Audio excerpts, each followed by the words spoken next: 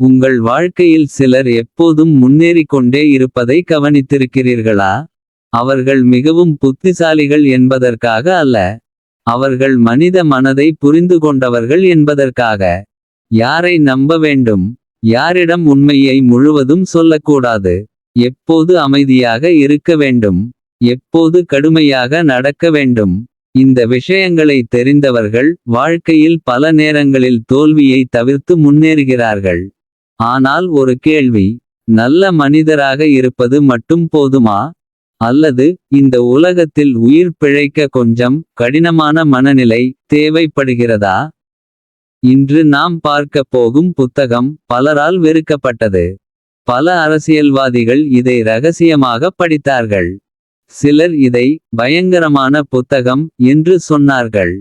ஆனால் உண்மையில் இந்த புத்தகம் மனிதர்களின் மறைக்கப்பட்ட மனநிலையை வெளிப்படுத்துகிறது. அது தான் தி பிரின்ஸ். எழுதியவர் நிக்கோலோ மாக்கியவெல்லி.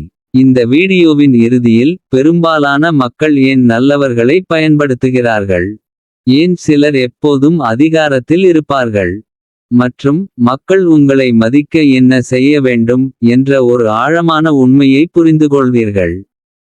கவனமாக கேளுங்கள், ஏனெனில் இந்த வீடியோ உங்கள் உலகை பார்க்கும் பார்வையை மாற்றலாம். முதல் உண்மை. மக்கள் உண்மையை விட படிமத்தை நம்புகிறார்கள். நீங்கள் எப்போதாவது இதை பார்த்திருக்கிறீர்களா?